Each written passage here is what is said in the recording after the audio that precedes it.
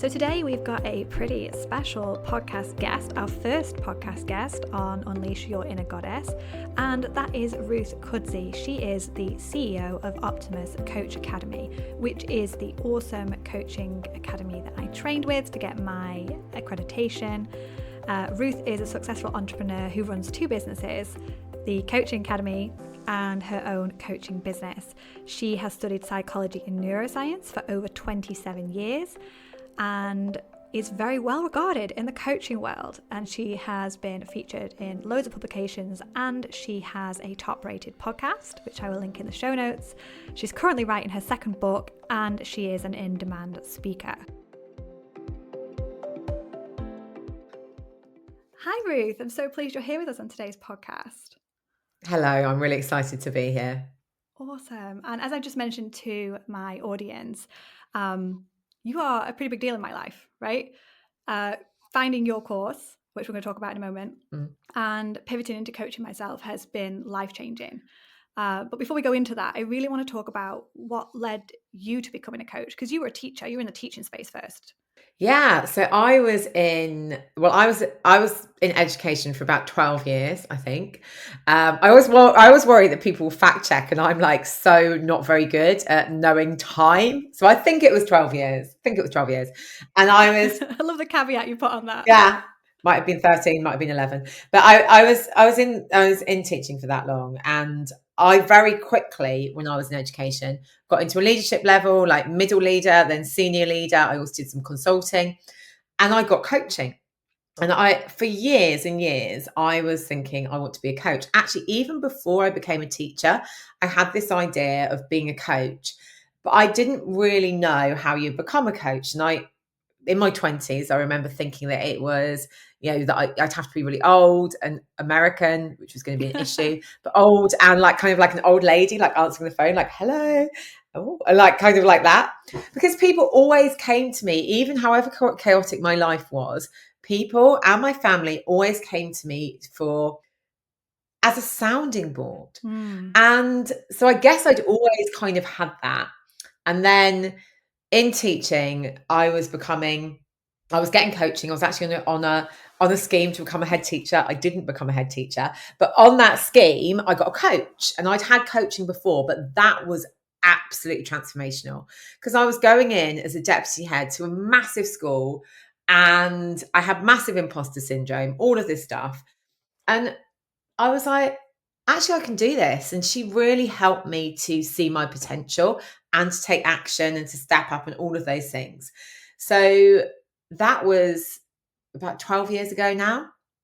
And then from that, I started working doing leadership coaching for that organization. Spent the whole summer when I was pregnant with my first daughter in Nottingham, doing coaching other head teachers and senior leaders.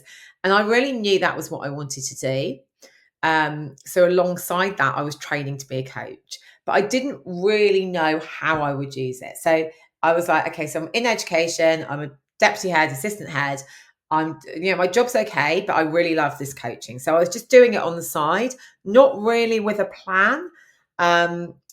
Maybe thinking about how I could use it in education, but not really thinking, okay, this is what I'm going to do next. Right. And then I went back after my first daughter, so it must be, it's 6 years ago, probably 6 years ago around this time. And as often happens when you go on maternity, when I came back, all of the things that I've been doing before, so like loads of coaching, development, all of that, other people had taken that because it's quite fun. And I had the timetable and cover to manage. And I think I'm so blessed that I had that because it was horrendous. I hated it. And it just made me think, I don't want to do this anymore. Yeah. And it just didn't feel aligned. I no longer felt that my place was there. And so I started up my own business. So that's kind of the long and short of it. It took a long time. It took, I would say, from first hearing about coaching and knowing I wanted to coach, it was about 12 years before I actually had a paying client. Yeah. I kind of effectively had paying clients through work because I was like coaching people at work and coaching people at other organizations. But until somebody put money in my hand, it was about 12 years. So 12 years from thinking to actually having a client. And I think during those 12 years, I wasn't thinking about having my own business. I was still thinking about doing this as an employee person. Yeah, sort of incorporated in your job role. Yeah, or getting a job as a coach. I think the business side wasn't something that I really knew much about until I came online. Okay. And you've almost been like, your interest was psychology, wasn't it? Like, am I right in that you've got a degree in psychology? Yeah, my degree was in psychology and business, so it kind of all makes sense. So that's almost like set you up. Yeah, yeah, Yeah. yeah, but not consciously. Yeah, you were meant to get back to that job and it be Yeah, awful, and yeah, you were like, "No, okay, this isn't yeah. work." Yeah, I love that. I love that path so much. And obviously, your business was coaching others, was it businesses, and perhaps corporate, and then you sort of, I don't know, tell me about it. How did you get into training other coaches? Oh, yeah, so I started off coaching actually, when I first started coaching, I was coaching mums. My niche was mums. I was coaching mums who had lost their confidence after having children, and then I was doing a bit of career coaching as well. So that was probably about the first year of my business. Okay. And then we hear all of this about, doing other things. And I thought, well, I'm a teacher and I'm a former business teacher. And I dabbled in businesses before. So why don't I do like a kind of basic startup business course? So I did that, I reckon about just before a year into business. And then from that, it kind of evolved to, I started then working with people as a coach, but also a little bit on the mentoring training side around business, because obviously I knew all of the things like ideal client, target audience, pricing strategies, all of that. I used to teach people that day in, day out. So it kind of evolved that I was doing some mentoring, or I'd say teaching, training, and some coaching. And through that, so that first business thing, it then became a course called Employer to Entrepreneur. It was a group program, which then became Accelerate Your Success, which was a group program. And I remember doing one of those first rounds, and there was this amazing lady called Amy, and she said, I think you should teach coaching. And I was like, oh, well, I don't, first of all, I was like, I need to sort out all of my paperwork for the ICF before I do that. So that was really like, over like, oh my gosh, like I've got so many courses, so much stuff. And then I was like, okay, that's an excuse. I can do that. What's the next thing? And the next barrier that I had in the way is that I thought that I hadn't properly read what you had to do to have an ICF course. And I knew I wanted an ICF course. And I thought it had to be physically in person. And I thought, don't know if I've got the capacity to do it physically in person. And then I spoke to somebody and they'd just done the ICF course. It was online. And I thought, oh, okay, so I could do this online. Just need to sort out that paperwork, which I can do. And then again, it took me about a year after that planning to go to actually doing it. And a big part of that as well was that when I did training, I did lots of different training. So I'd done training in my work, I did a postgraduate diploma, and I did various other kind of courses. But I found that there was always things that I thought were missing for how I'd want to run something. So I wanted to run, I wanted it to be cohort based. So I wanted people to be in groups so they could build relationships. I wanted it to be like, I had all of these criteria that I wanted. So I think that was a massive thing for me, because that enabled me to really look at the business that I wanted, what I wanted to create and what I wanted to create that was different. So, smaller groups, more psychology, more diversity in the curriculum, all of those things that were really important to me, I wanted to bring into a course. And so that's what I did. Yeah. And it was that, like, I was choosing, when I was looking for coaching, what ultimately pulled me towards your group was the fact that it felt different. It didn't feel like cookie cutter, and that we were going to get that one-to-one as well and the extra stuff. I just want to put in here as well, the ICF, for anyone listening who's not sure what that is the International Coaching Federation, and it's a highly regarded qualification as well. So if anyone is thinking about coaching, strongly recommend you go down an accreditation route, because it just, you know what you're doing, and you've got certification to back it up, which, you know, gives you your clients and potential clients that bit more confidence as well, that you know what you're doing and you've been trained thoroughly. And obviously Ruth's course is ICF accredited as well. So just want to throw that in there for anyone thinking, okay, what are they talking about? But yeah, like, Yeah. All of the acronyms and stuff. yeah, it's a lot to get your head around at the start. And I was like, what does this mean? What does that mean? But like, your course was literally sort of a really pivotal part of my life, because I dabbled in this and I dabbled in that, and I knew I wanted to help others. And for those of you who listen to the podcast regularly, you know that I've got a chronic illness which prevents me from doing what I actually wanted to do back when I was sort of a teenager, which was occupational therapy and sort of being out in the world helping people.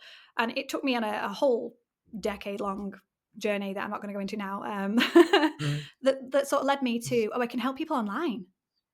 Like I can actually do that. And then I saw, and obviously the stars aligned, and I stumbled into, you know, finding out about your course, and, you know, just amazing. Like, it was so thorough, and you had the option to practice in the sessions. You had, you know, the peer coaching as well. So you're coaching with each other and you're getting feedback, you're sending recordings in, you know, like you're covering all these bases, and you're getting the mentoring as well. It was just great. I really, really found it so valuable. So, you know, thank you. And I'm sure I've said it before, but thank you so much. Well, thank you. Yeah. Thank you for being part of it, because it is it's the people that make it. Yeah. And our cohort as well, just, I mean, I'm sure all the cohorts are fabulous. I can't speak for the others, but like everyone was so friendly, and we all came from different backgrounds, and some of us were beginners, some of us had never coached, some of us had coached, you know, dabbled in it, and some of us were just adding more, you know, getting a qualification really. But I'd love to touch on, actually, Ruth, is what kind of people do you have coming through your doors? Because, you know, we hear about people who are, you know, business coaches, or who want to be, you know, money mindset coaches, but you can add coaching to quite a lot of different areas of business, or even, you know, workforce. Yeah. And I think that so many different people.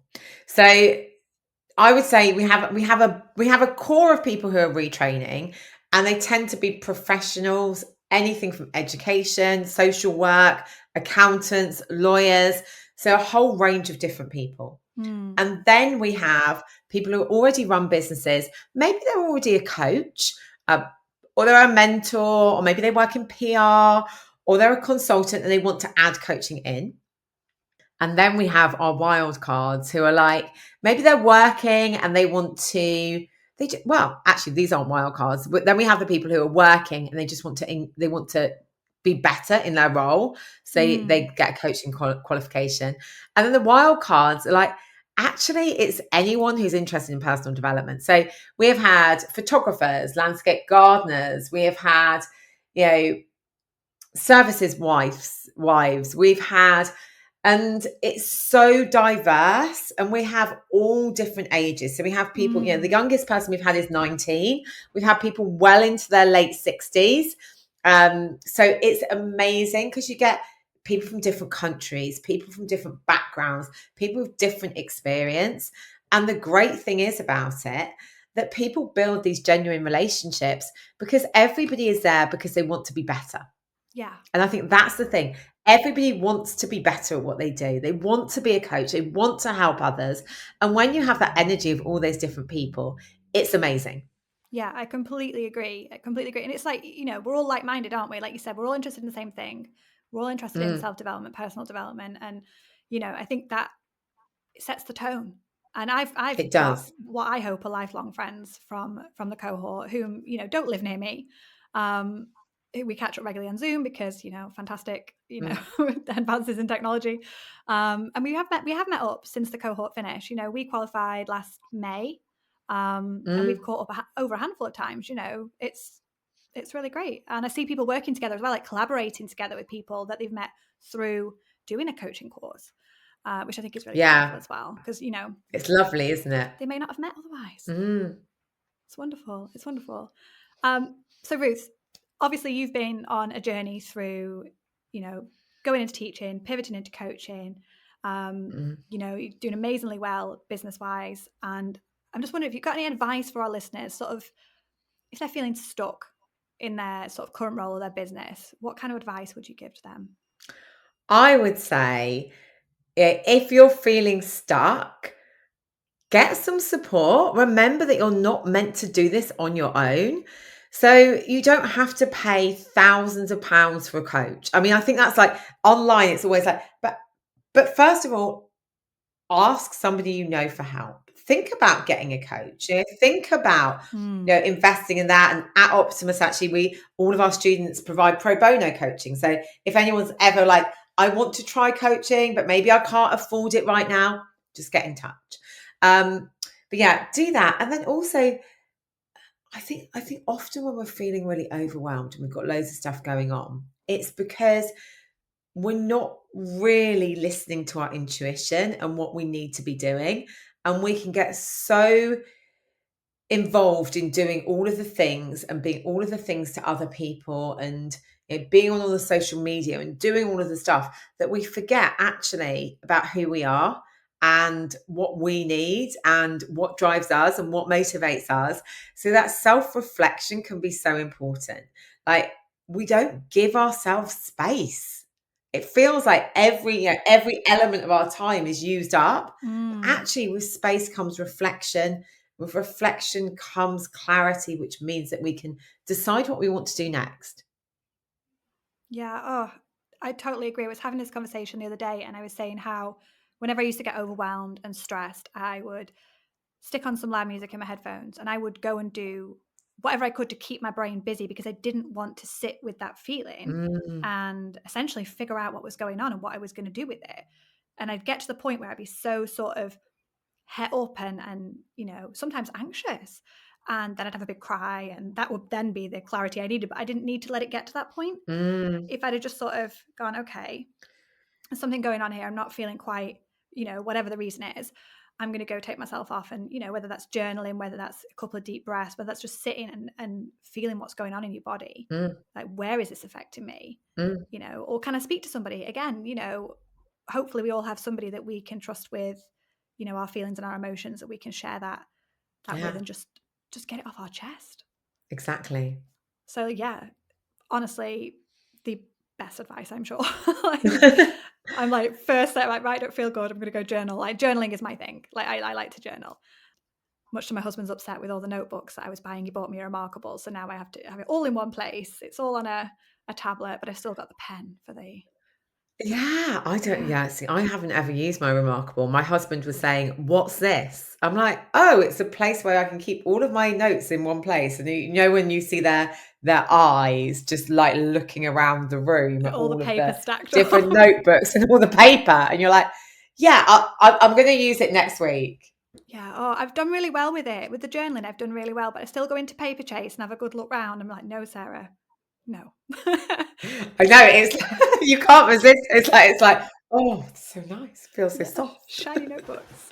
But yeah, Shiny journaling's my notebooks. jam. It's completely my jam. I do it every day without fail. And if I feel like I'm sort of getting out of control or something's not quite right, feeling a bit off, I'll go back to that. And I'll just write until I can't write any more about it. Surprising what comes out. Really is. Really is. Okay, a little bit more of a personal question, if you don't mind. Of course. What would you say held you back the most when it came to sort of following your purpose, unlocking your potential? I think it always comes down to not feeling good enough. And I would say this to everyone, like, it's really easy to see people online and to think, oh, they're super confident. Yeah, I've got nice photos and I feel confident in those photos. I've got an amazing photographer. But of course, I still have periods of self-doubt and imposter syndrome and who am I? And it's interesting because I wouldn't say it was I'd say it took time, and sometimes you still go back to that self-doubt, but definitely that self-doubt, that am I good enough? I think it's that blend of am I good enough and are for me wanting to be liked, wanting everyone to like you. And I have never, so I've got, I'm still friends with people from school. I've got the same, most of my friends I've known for at least 20 years. Mm. And even though at work sometimes there have been people I haven't got on with, I haven't ever experienced the kind of cliques that we see online. And I think that I found that really difficult because I just wanted to be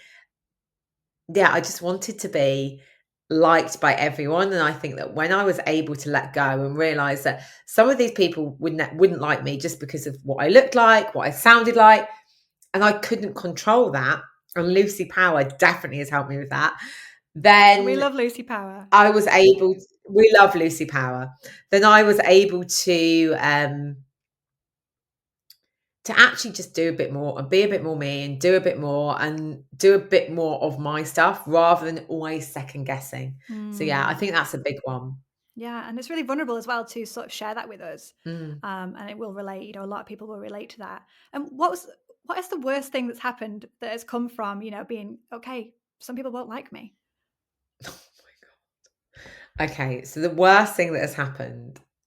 So at the beginning of this year, somebody so I'm quite passionate about Black Lives Matter, and I'm really passionate about Black Lives Matter. I've got two little girls who are mixed race. My husband's black. Like for me, this is like it's something that's really important, and it has been for many, many years. Mm-hmm. So somebody put out this list, and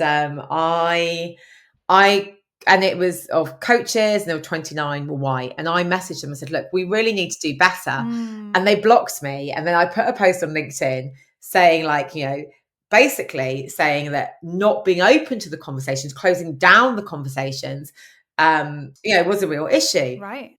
This post went viral. Mm-hmm. And the person who did it was then who did the original list was trying to say they didn't block me, was saying all this stuff, was creating all this drama, and it was really, really challenging because the narrative that she'd said to other people was very different to the reality.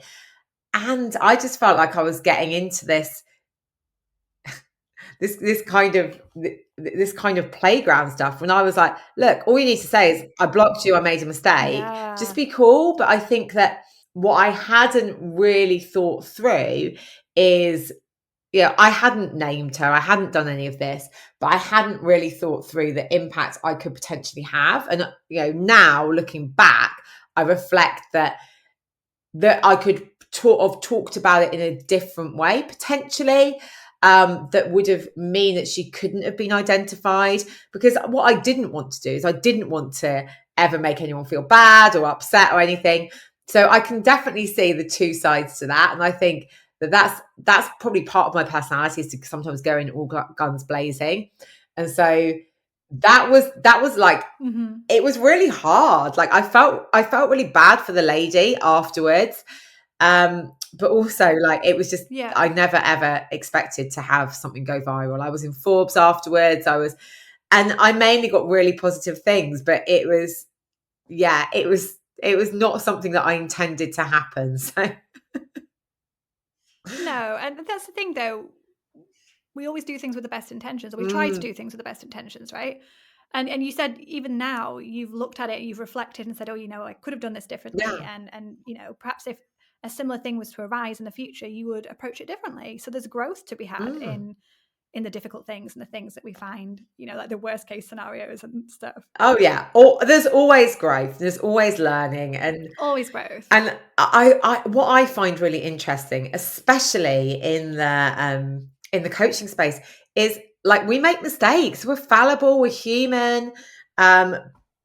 But we learn from them, and we also forgive like others and ourselves. Like I forgive myself for doing that, and I also forgive that lady for her response, because she was in a stress response, and when we're in a stress response, we don't out operate normally. The rational part of our brain shuts down, doesn't it? Yeah, and we become like this crazy, not this crazy person, but we become. I'm very direct when I'm stressed. We panic, and when we panic. Again, it's not rational or logical. So I think one of the things that I'd say as well is forgiveness of yourself and others is so liberating, because then you can focus on the present and the future rather than always living in the past. Yeah, completely. And I've been actually doing some mirror work, which sounds, a bit silly, but you Mm, stand in front of the mirror, look into your own eyes, and sort of say a phrase or a mantra. And at the minute, it used to be I forgive you, and I've moved it on to I trust you. mm, And that is sort of part of my ongoing personal development. And I'm getting hypnotherapy as well, which is pretty cool. And just sort of forgiving myself and others for all the things in the past that maybe didn't go so well, didn't work out, have held me back, have kept me stuck and second guessing myself, and all those mm. lovely things that we all deal with. And putting that power back in my hands and going, okay, doesn't matter what happened in the past. We can choose to do things differently. We can step into our inner goddess, our inner badass, whatever we want to, resonate with. And that part of that is that, and it's that letting go of how I was previously and being okay to do that, Mm. but not being like, ugh, I'm going to shed that layer of me off and say goodbye. It's just sort of like, okay, I accept that was me, and that was where I was at that point, and I'm okay with that. But this is where I'm Yeah. heading. And it's beautiful to be able to do that and to be able to, because we can spend our whole life in regrets and Hmm. like, oh, I wish I'd done that. I wish I'd done this. Well, yeah. Yeah, and that's it. And you nailed it. Coaches aren't this like be all and end all, never get it wrong, or always like some sort of supernatural. Because I think there's that stigma as well that because we're coaches and because we know some of this stuff and we know about psychology and this that and the other, that we get it right all the time and we've nailed it and we've got the key to and If oh goodness, only. right? Yeah. And then people feel like, oh gosh, and I've had to sort of say, and I put posts out and say, like, I got this wrong. I didn't do this the way that Yeah. I could have perhaps done it. Or we make mistakes, we have Mm, fun, we're not like, I don't know, some supernatural, I don't know, robot. But that's it. Like, there's still growth to be had. No matter how far in your journey yeah. you are, there's always a new layer or a new sort of hurdle or something else that you peel away. And as you grow and develop and your interests change as well, there's always new things to uncover. And I think that's the fun of it, right? That's the Mm. journey. The journey is the fun bit. It's not racing to the end. Yeah, exactly. Yeah, exactly. And it's about realizing, that even when you have your very worst days, there's a Tony Robbins quote, and he says, what if your very worst day was actually your very best day? And oh my gosh, like my birthday this year was nearly our very worst day. Like we nearly lost our house, there was other stuff going on in the business. Oh, goodness. But in the end, it was the very best day because it enabled me to we got our house, and it enabled me to make some difficult decisions, and and it actually proved how strong I was. And so I do think that, and it like there is learning in every situation, and that messy middle and all of that stuff is such a great place to be. Yeah, I completely agree. Completely agree. It's like, for me, having a cancer diagnosis last year, Mm, like, that is pretty shit for most people, right? For everybody. I can't imagine anyone who'd be thrilled yeah, with that. no. But 6 weeks later, I'm like, Mm, right, I'm moving more into mindset than I was strategy and business and sort of that side of things, because the mindset work for me paid off in the past sort of mm, 18 months, 3 years, before getting this cancer diagnosis. I changed so much. I wasn't even worried when they did the biopsy. I was like, what will be will be. I can't change. I can't mm, control the situation right now. I've either got this route or I've got that route, and I'm going to deal with either of those. And it was the most surreal mm, time, because I had been so fearful of a cancer diagnosis or dying early, or you know any of those things, the typical things people are scared of. And the way I approached it was, okay, mm, you've got this, we'll deal mm, with it, and this, that, and the other. And it was that was technically the worst day of my life, or could have been one of the worst days of my life, and I've moved my whole business into a slightly new direction. I'm still doing a bit of business strategy, in my membership and stuff, but my heart is in mindset. I think it took that big that's full stop, that, oh, okay, we've got a big hurdle now, for me to realize that and go, okay, let's follow this new path. So yeah, completely agree. And you got your house and everything got sorted with yours, because I know that that's been an ongoing issue. Everything got sorted. We were there in the end, but it was like, yeah, it was just one of those things. And a lot of it, it was like, I was just very like, okay, so what can I control? What can we do? Yes. What can't we do? Like, there are some things I can't control and there are some things that I can. So, I do think that when we have that perspective, it makes life easier. It really does. Yeah, completely. And I teach it to my kids as well. I go back to, what can you control? What can you have influence over? And what is completely out? And we do it together. We do the circles. We do a circle control exercise. All my kids do it. And it really gives them more power, like going, okay, well, I can't actually change that. Like, my son was stressing about rain for sports day. I said, well, can you control the weather? He was like, no. I was like, can you control how you react to the weather? And he was like, yeah. And he was like, this calm came over him. He's like, okay, if it rains, it rains. There's really no point stressing about it and worrying about it. Yeah. Fingers crossed for next week, though. Hey. Yeah, exactly. Let's hope it's not raining. It was boiling at R1. Yeah, it was very, very, very hot at R1. So, yeah, I'm not expecting it to be that hot up north. I'm really not. I'll send you the sunshine. Yeah, please do. Please do. It's currently raining. But so, as we wrap up this, I want to, you mentioned you had a coaching experience week coming up that you wanted to invite my listeners to. So would you like to share a little bit more about that? Yeah. So we have got our coaching experience week. It's coming up at the beginning of July.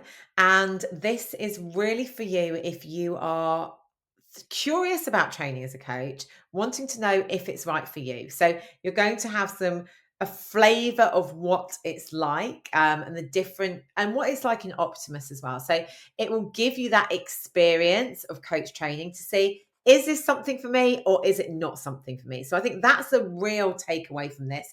Is coaching the right thing for me? Perfect. And we'll pop the link in the show notes as always, so people can access that. But yeah, thank you for coming and sharing some of your journey and your advice. And thank you so much for having me. And that wraps up today's podcast episode. I hope you enjoyed it. Don't forget, the link to Ruth's coaching experience week with Optimus Coach Academy is in the show notes. She's running that in July, as she mentioned, and I believe again in September. I'm also going to pop in a link to the ICF, the International Coaching Federation, which we mentioned a few times as being a really important accreditation if you're considering coaching. I'm going to pop in a link to Lucy Power's Instagram, which we touched on how much we loved Lucy in our podcast episodes. If you'd like to check out Lucy, she is just awesome. And I'm also going to pop in my Instagram link as always, so that you can connect with me over on there and continue the conversation. What did you enjoy most about this episode? What was a highlight for you? I would love to know. And that's it for today's episode. Take care.